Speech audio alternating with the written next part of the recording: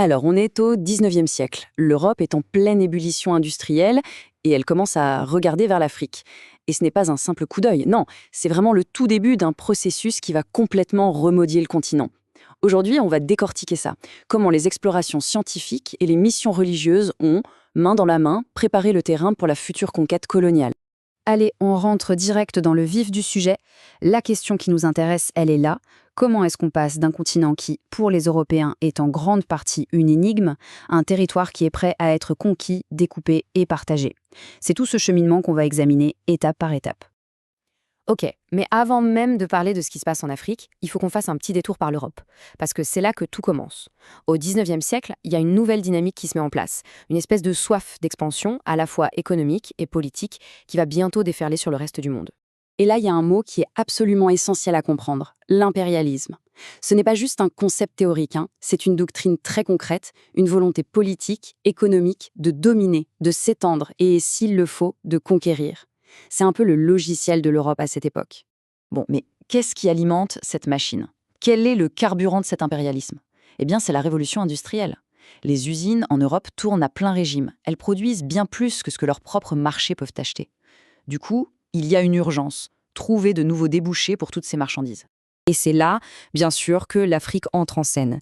Elle est hyper convoitée pour sa position stratégique, pour son potentiel économique qu'on imagine immense, mais il y a un problème, un gros problème. L'intérieur du continent, pour les Européens, c'est le grand mystère.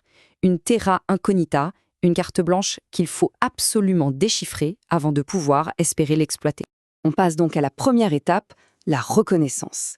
La logique est implacable. Avant de conquérir, il faut savoir où on met les pieds. C'est l'âge d'or des explorateurs.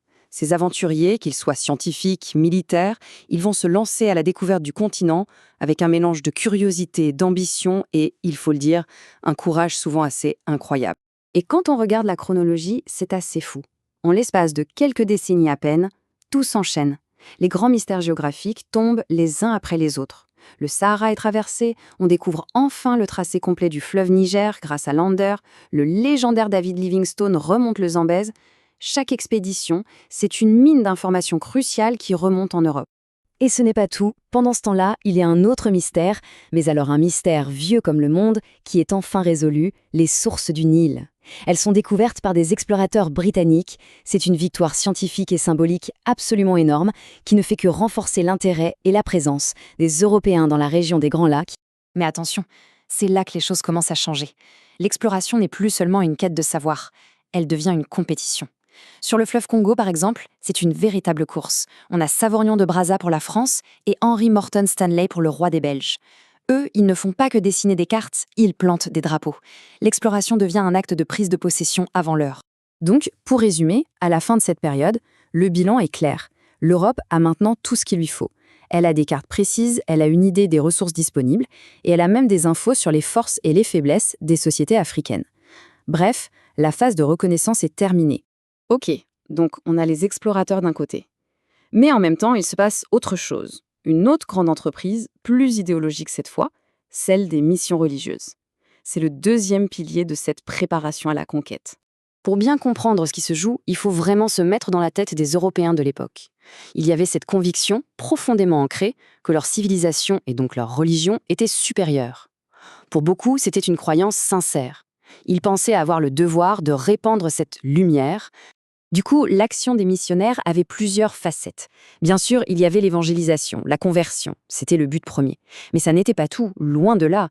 Ils ont créé des écoles, ils ont été les premiers à transcrire et à étudier de nombreuses langues africaines, et ils ont mené une campagne de propagande très efficace contre la traite esclavagiste, ce qui leur donnait une image très humanitaire. Et il ne faut pas imaginer des actions isolées, C'était tout sauf de l'improvisation. Comme on le voit ici, c'était une entreprise hyper organisée, menée par de grosses et puissantes sociétés missionnaires basées à Londres, à Berlin, à Paris, qui quadrillaient le continent de façon très méthodique. Et l'impact de tout ça, il va être énorme, et sur le long terme.